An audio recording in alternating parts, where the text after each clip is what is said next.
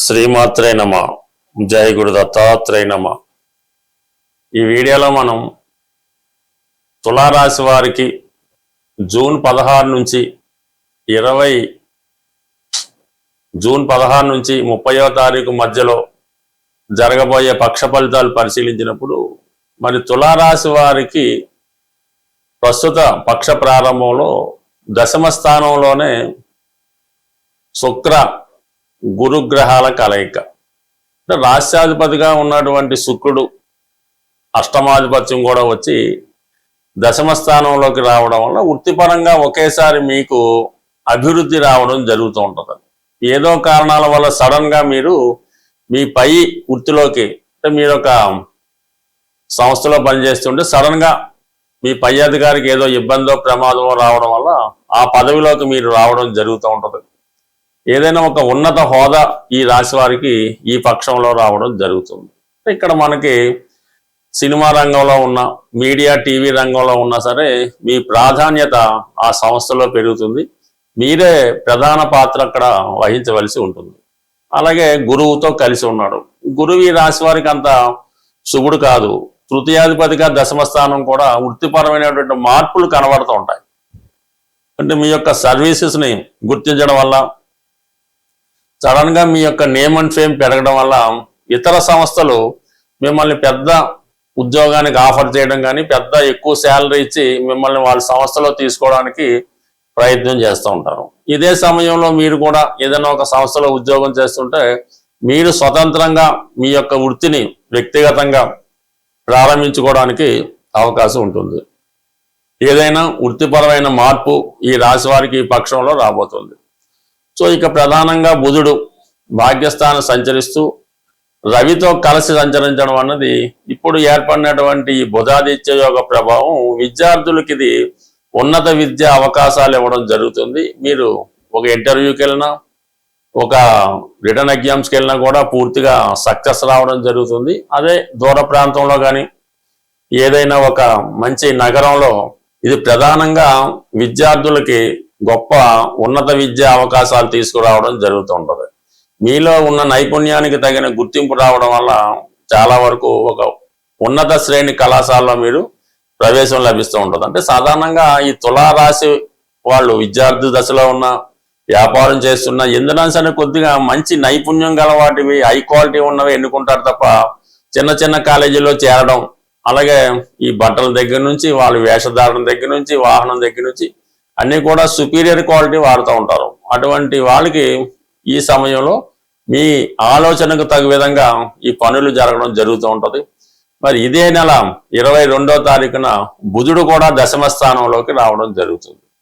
So ఇది కూడా మీకు అటు భాగ్యాధిపతిగా, వ్యయాధిపతిగా దశమ స్థానంలో రావడం అనేది వృత్తిపరమైన చేంజెస్ రావడం జరుగుతూ ఉంటుంది. అయితే ఇవి ఒక బలమైనటువంటి గురుగ్రహంతో కలిసి ఉండడం వల్ల మీ స్థాయి పెరుగుతుందే తప్ప తగ్గే అవకాశం లేదు. బట్ ఏదైనా ఈ వారంలో వృత్తిపరంగా మీ యొక్క అభివృద్ధి చేంజెస్ అన్నవి 100కి 100 ఈ రాశి వారికి రావడం జరుగుతుంది. దాన్ని సపోర్ట్ చేస్తూ శని భగవానుడు కూడా 6వ స్థానంలో, విజయ స్థానంలో గత కొద్ది కాలంగా సంచరించడం జరుగుతుంది. దాని యొక్క ఫలితం ఇప్పుడు మీరు అనుభవించబోతున్నారు. అంటే ఇంచుమించు ఒక సంవత్సరం బట్టి శని భగవానుడు 6వ స్థానంలో ఉన్న మీరు చేసే ప్రయత్నాలు, చిన్న చిన్న ఉద్యోగాలు, పెద్ద పెద్ద ఉద్యోగాలు ఏం చేసినా కూడా మీకు సంతృప్తికరమైనటువంటి ఫలితం రావడం అన్నది చాలా వరకు జరగదు. ఈ సమయంలో మీరు ఎంత గొప్ప స్థాయి కలిగిన ఉద్యోగం ప్రయత్నం చేసినా 100కి 100 మీకు సక్సెస్ రావడం జరుగుతుంది. అదే ఒకేసారి 2-3 ఉద్యోగాలు రావడం కూడా మీకు ఆశ్చర్యాన్ని కలిగించే అవకాశం ఉన్నది. సో ఇవన్నీ పక్కన పెడితే కుజుడు ప్రధానంగా ప్రస్తుతం 7వ స్థానంలో ధన సప్తమాధిపతిగా సప్తమందు ఉండడం జరుగుతుంది. ఏదో కారణం వల్ల మీ మీద మీ జీవిత భాగస్వామి డామినేట్ చేసే ప్రయత్నం చేస్తుంటారు, లేదంటే కొన్ని డిమాండ్స్ మీ మీద పెట్టే అవకాశం ఉంటుంది. బట్ ఏదైనా కొంతవరకు కలిసి ఉన్నట్టే కనబడతారు, కానీ ఇద్దరి మధ్య తీవ్రమైనటువంటి విభేదాలు, మనస్పర్ధలు కనబడటం జరుగుతూ ఉంటుంది. అటువంటి కుజుడు ఈ జూన్ 20వ తారీఖున 8వ స్థానంలోకి రావడం జరుగుతుంది. ఇది ఒక విధంగా మీ భార్యాభర్తల మధ్య, పార్ట్నర్స్ మధ్య ఉన్నటువంటి విభేదాలు మరింత తీవ్ర స్థాయికి పెరిగే అవకాశం ఉంది. సో ఏదైనా ఈ సమయంలో ఒక ఆకస్మిక ధనలాభం లాంటిది, భూముల విలువ పెరగడం వల్ల కానీ వేరే కారణాల వల్ల మీకు ఒక విధంగా ధనలాభం కలిగే అవకాశం ఉంది. పెద్ద మొత్తంలో ధనం మీ చేతికి రావడం జరుగుతూ ఉంటుంది. అంటే గతంలో మీరు ఏదైనా ఇన్సూరెన్స్ చేసి ఉన్నా, చిట్ ఫండ్ లో పెట్టి ఉన్న ఎవరికైనా ధనం అప్పించినా కూడా ఆ ధనం తిరిగి రావడం జరుగుతుంది. సో ఏదైనా మీ యొక్క అభివృద్ధి మీ సొంత వారికే అది ఈస్ట్గా కలిగించే అవకాశం ఉంటుంది కాబట్టి, బట్ ఏదైనా తులారాశి వారు ఏ పని చేస్తున్నా ఎక్కడికి వెళ్ళినా అందరి దృష్టి మీ మీద పడుతూ ఉంటుంది. దానివల్ల కూడా కొన్ని పనులు పాడవుతుంటాయి. ఎందువలన ఏంటంటే ఈ తులారాశి వారు ఏదైనా పని పూర్తయిన తర్వాత విషయం చెప్పాలి తప్ప ముందుగానే ఏదైనా విషయాన్ని వెల్లడి చేయడం వల్ల అది ఇతరుల ఈర్ష్యకు గురై ఆ పని మధ్యలో ఆగిపోయే అవకాశం ఉంటుంది. ఈ పక్షంలో చాలా మంది ఆర్థిక పరమైన సమస్యలు ఉన్నాయి, అప్పులు పెరిగిపోతున్నాయి, మరి బాధ్యతలు సక్రమంగా మేము చేయలేకపోతున్నామని చాలా మంది విచారం వ్యక్తం చేయడం జరిగింది. ఏదైనా ఆర్థిక పరమైన సమస్యలు ప్రతి ఒక్కరి జీవితంలో ఏదో సమయంలో రావడం జరుగుతూ ఉంటుంది. సో దానికి పరిష్కారం అంటే ఆర్థిక సమస్యలకి కుజుడే కారణం అవుతూ ఉంటాడు. కుజుడు, భూమి, అన్నదమ్ములు, భార్యాభర్తలు, స్నేహితులు, వీటి కారణంగానే చాలామంది అప్పుల పాలవుతూ ఉంటారు. సో వాటికి సరైన పరిష్కార మార్గం ఏంటంటే మీరు ఆంజనేయ స్వామి విగ్రహాన్ని అంటే పూర్తిగా స్వచ్ఛమైనటువంటి కాపర్తో, రాగితో తయారు చేయాలి. ఏమాత్రం డొల్ల లేకుండా ప్యూర్గా ఉండాలన్నమాట, చాలా సాలిడ్గా ఉండాలి. సుమారు 6 అంగుళాల ఎత్తు, 6 అంగుళాల ఎత్తు అంటే మనకి ఉంటే సరిపోతుంది. నిల్చున్న విగ్రహమే ఉండాలి మీకు. కూర్చున్న విగ్రహం ఒకదానికి పనిచేస్తుంటుంది.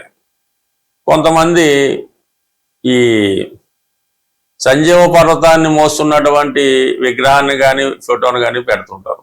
అది కొన్నాటికి పనిచేస్తుంటారు. ఇప్పుడు ఉన్నటువంటి సమస్యలకి రెడీ టు మూవ్గా ఉండాలన్నమాట ఆంజనేయ స్వామి వారు. అటువంటి కాపర్తో చేసిన విగ్రహాన్ని మీరు తయారు చేయించుకొని పూజా మందిరంలో పెట్టుకోవాల్సి ఉంటుంది.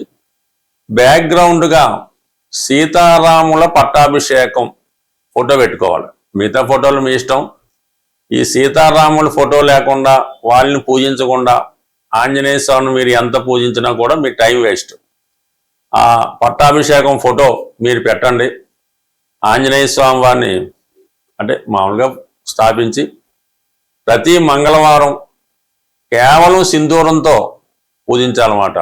అది మీ యొక్క విగ్రహాన్ని దీన్ని బట్టి సింధూరంతో కొంతవరకు హనుమాన్ యొక్క అష్టోత్తరంతో ఏదో విధంగా ఆంజనేయ స్వామి వచ్చినా రాకపోయినా ఏదో విధంగా 108 సార్లు పూజించి, మరి రామరక్షా స్తోత్రం చాలా ఇంపార్టెంట్ మాట. జీవితంలో ఎటువంటి కష్టాలైనా దూరం చేస్తూ ఉంటుంది.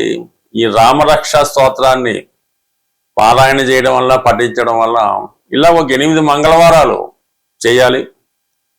ప్రతి మంగళవారం కూడా మీరు ఎంత రుణం ఉంది, సుమారు మీకు ఒక 10 కోట్ల అప్పు ఉందనుకుందాం. 10 కోట్ల అప్పు ఉన్నప్పుడు 10 100 రూపాయల నోట్లు, లేదా 10 రూపాయల నోట్లు, లేదా 10 కాయిన్స్ మరి ఆంజనేయ స్వామి వారి పక్కన ఒక మట్టితో చేసినటువంటి హుండీ లాంటిది పెట్టి అందులో ఆ విధంగా ఆ సంఖ్య వచ్చేలాగా వేసుకోవాలి. 10 లక్షల అప్పు ఉంది, 10 రూపాయలు అందులో వేద్దాం. ఇలాగ మీరు ఒక 8 మంగళవారాలు ఆంజనేయ స్వామి వారిని పూజించుకోవడం వల్ల ఎంతో కొంత దాన్ని రెట్టింపు చేస్తూ వెళ్ళిపోవాలన్నమాట. మీరు అంటే అది మీరే ఎవరికి ఇవ్వక్కలేదు, హుండీలో కూడా వేయక్కలేదు. ఈ వారం మీరు 100 రూపాయలు వేశారు, నెక్స్ట్ వారం 200, ఆ నెక్స్ట్ 400, ఆ 800, అలాగే ఒక 8 వారాలు వీలైతే అప్పు తీరేదాకా కూడా ఆ విధంగా మీరు రెట్టింపు చేసుకుంటూ వెళ్ళిపోండి. అదే అవుతుంది, ఏం పర్వాలేదు. చివరికి ఒక ఫైన్ మార్నింగ్ మీ మొత్తం అప్పు తీరిపోయే అవకాశం ఉంటుంది. అది కొద్దిగా కష్టమైన అంటే ముందులో ఈజీగా ఉంటుంది, తర్వాత ఆటోమేటిక్గా తీరిపోతుంటుంది. అయితే ఇందులో హుండీలో వేయడానికి మళ్ళీ మీరు కొత్త అప్పు చేయకూడదు. అది మీరు సంపాదించే ప్రయత్నమే చేయాలి. సపోజ్ ఈ వారం మనం 1 lakh వేయవలసి వచ్చింది, నెక్స్ట్ వీక్ 2 lakhs వేయాలి. సంపాదించే ప్రయత్నమే చేయండి, అంతే తప్ప మళ్ళీ దీన్ని అప్పు తీసి పెడితే మాత్రం ఇబ్బంది అవుద్ది. ఈ విధంగా అంటే మీ స్థాయిని బట్టి చేసుకోవడం వల్ల 100కి 100 రూపాయలు కొద్ది వారాల్లో ఈ రుణం అన్నది 100కి 100 రూపాయలు తీరిపోవడం జరుగుతుంది. దాని తర్వాత మీ యొక్క క్యాష్ బాక్స్లో కానీ మీరు ఎక్కడైతే బీరువాలో బంగారు నగలు పెడతారో అందులో ఒక చిన్న ఎరుపు రంగు క్లాత్ కొత్తది లైనింగ్ లాంటి తీసుకొని అందులో మీ యొక్క ఒక పిడికెడు కందులు, శుభ్రమైన కందులు ఒక పిడికెడేసి చక్కగా మూట కట్టి, మరి ఆ మంగళవారం రోజు ఆ కుజహోర జరుగుతుండగా మీ యొక్క క్యాష్ బాక్స్లో ఈ కందుల మూట పెట్టడం వల్ల ఈ రెమెడీ మీకు బాగా చక్కగా పనిచేసి మీకున్నటువంటి రుణ సమస్యలకి ఒక పరిష్కారం అన్నది 100కి 100 రూపాయలు దొరుకుతూ ఉంటుంది. ఇక దాని తర్వాత ఏంటంటే ఇది తీరిపోతూ కామన్గా ఎక్కువగా ఆర్థిక సమస్యలు తీరడానికి ప్రతి ఒక్కళ్ళు చేయవలసింది ఏంటంటే, మీకు ఏవైనా బలహీనతలు ఉంటాయి అంటే ఏ బలహీనత వల్ల మీరు రుణంలో పడ్డారో అది మీ మనసుకి తెలుస్తూ ఉంటుంది. వాటిని మీరు స్టాప్ చేయవలసి ఉంటుంది. అది పేకాట వల్ల, స్త్రీ వ్యసనం వల్ల, డ్రింకింగ్ వల్ల, అతి స్నేహం వల్ల, అక్కర్లేని బాధ్యతల వల్ల, ఈ విధంగా కొన్ని జరుగుతూ ఉంటాయి. దాన్ని మీరు స్టాప్ చేయవలసి ఉంటుంది. కొద్ది కష్టమైనా సరే కంప్లీట్గా దాన్ని వదిలేయనమాట. అప్పుడు మాత్రమే మీరు ఆ రుణం నుంచి బయటపడతారు తప్ప మీకు ఉన్నటువంటి బలహీనత కంటిన్యూ చేసుకున్నంతకాలం మీరు ఆ రుణం నుంచి ఆ అప్పు నుంచి 100% బయటపడలేరు. కొంత కష్టమైన కొన్ని బలహీనతలను పక్కన పెట్టి ఆదిత్య హృదయం ప్రతిరోజు చదవడం, మరి మీ యొక్క రుణ సమస్యలకి ఇది కంప్లీట్గా పరిష్కారం చెప్పే అవకాశం ఉంటుంది. స్వస్తి.